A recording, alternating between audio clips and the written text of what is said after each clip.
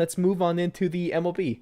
Yep. I know this might not be your strong suit, considering you're a Giants fan, but we'll go easy. Oh, okay. Ah, they've only been out of the or the playoff race for like a couple months ago. It's okay. Yeah. So of course we had breaking news, devastating, totally changing, possibly changing the landscape of the playoffs in the NL. Christian Yelich took a foul ball off of his kneecap, fractured it, out 6 weeks. Um, before this, the Brewers' playoff hopes were iffy, but without Christian Yelich, there's no way they make it, right? Yeah. I don't think it happens at all. I think that was pretty much like the lifeline of their team. And at this point, it's kind of just like, what the fuck are you going to do? Sorry, he was the only reason they were winning, and so now they're just kind of fucked at this point. Pretty If we much. really just want to put it bluntly, of course they still have a chance of making it, but that means they won't have Christian Yelich for the wild card, and they won't have him for the divisional round. If they want Christian Yelich back, they'll have to make it all the way to the to the league championship series, and there's no way the Brewers do that with Christian Yelich, right? Yeah, I think it would have been difficult with them. So without him, I think it's pretty much impossible. Exactly. And news breaking earlier today, at the time of recording this, Mike Trout is undergoing season-ending surgery on his foot. This is really big news. Mike Yeah. definitely going to just really allow the Angels to come to a pretty bad end to a season at Yeah. best. It was a bad season for them all around. And it just kept getting worse. So So I'm not sure how the voters and the writers are going to do this, but the implications this has on the this doesn't have playoff implications. Angels have been long out of them, but let's talk about the MVP race now. Of course, going to this, you had uh, before this happened, you had Mike Trout, you had Alex Bregman, Xander Bogarts, and the dark horse and Matt Chapman. Um, hmm does this eliminate Mike Trout from MVP possibilities? I feel like Mike Trout can still win. I feel like the season's pretty much almost over. Mm-hmm. It's pretty much over at this point. Everything's pretty much summed up. He pretty much put in his case already. Exactly. So I feel like this. I feel like he can still take it. I feel like this is still easily his. I feel like it's definitely going to hurt him, but if we're because the top two is Alex Bregman and Mike Trout. Trout hmm is I think throughout the season has by far been better than Bregman. Before this news broke, I had like we talked about this last week. I thought that Mike Trout was a lock for the AL MVP. Um, and I still think that he's going to win it. He might not be a lock anymore, but hmm this surgery and him missing about around 11 games is going to hurt a little bit. But I think he still deserves that AL MVP. Yeah, I feel like he's made his statement. I feel like it's just Exactly.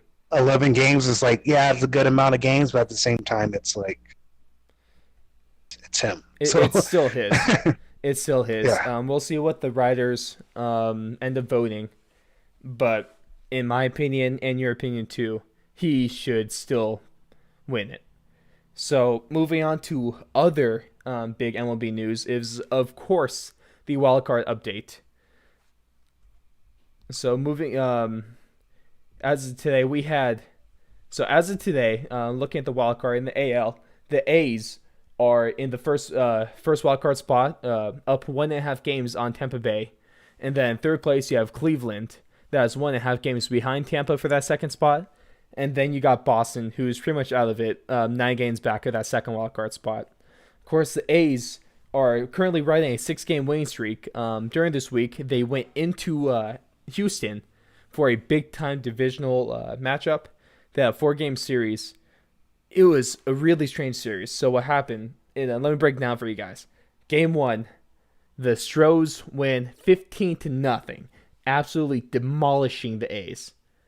But in game two, the A's win 21-7, with each A's crazy. player recording at least 2 hits. When the shit does that happen?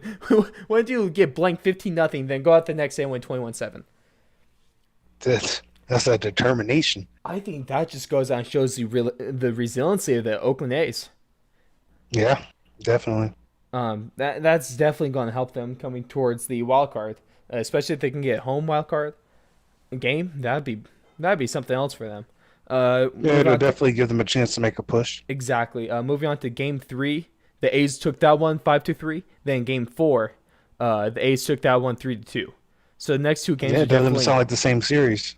not at all. Um, those last two games definitely nothing close to what the first two were like. In game three, you actually had Razor Ramon Laureano, the A's outfielder with a big arm. He gunned down Jose Altuve at home from deep right field. That was an impressive Great throw. play. And it's been the whole season, and we still got people running on Laureano. Don't run on Ramon Laureano. Just don't. He's gunned down like 6 people at the plate already this year. Insane. Yeah.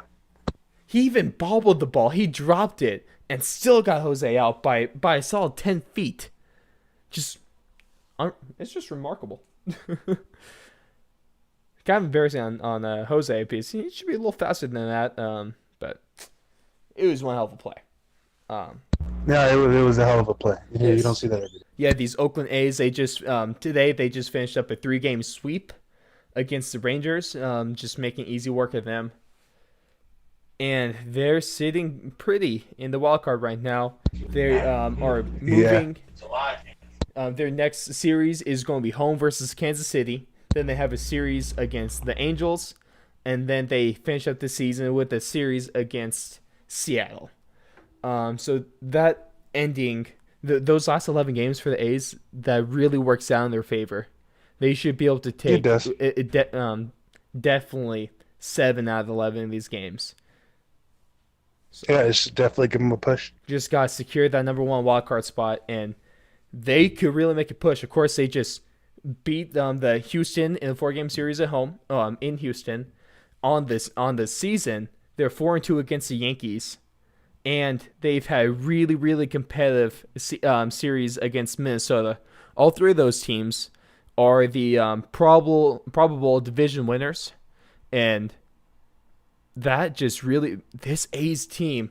I might sound like a homer right now, but this A's team could be really scary if they get past that wild card game. They could take on any Yeah, one of those teams, and if I definitely. was a division winner, I would not want to take on the Oakland A's. Yeah, especially with the amount of runs they're putting up every game. Yes, they have a plus 152 run differential. Uh, Damn. just solid numbers. Solid numbers. They're on their Crazy last number. 10 games. They're 8-2. The A's are going streaking right now, and if they could keep this up through the end of the season, they're going to beat out the Rays for that number one wildcard spot. Have a game in Oakland that's going to be hardly attended because of how giant that stadium is. Fuck the Raiders. But yeah, crazy stuff. Of course, we have Crazy stuff. that, and then over in the NL, your division leaders are the Dodgers, the Braves, and the Cardinals. Um, and then your wildcard teams is Washington in the number one spot, up a game and a half on the Cubs. And the third spot, you have Milwaukee, who's only a game back at the number two spot. And then the fourth spot, you actually have the New York Mets. They're only 3.5 games out. They still have a chance. The Mets still have a chance to make the playoffs. What the fuck world are we living in, Jalen? Yeah, I don't understand. I don't. It's the fucking Twilight Zone. But it's crazy world. So, man, in both leagues, that wild card race is definitely going to be something really fun to watch. It's really coming down to the wire. This is definitely the best time of year for baseball, without a doubt. Yes, it is. Besides that, of course, on Tuesday night, or so next week, starting on the 16th, we actually have the return of NHL hockey. The preseason is here. Yeah, we actually had a couple of games today. We did. The That's Golden right. Knights beat the Coyotes today, 6-2. Oh, I really cannot wait for that opening night game. Sharks at home against uh, Vegas. That has to be one of the top rivalries in hockey right now. And it has to be. It gets better and better every year, 2 years strong.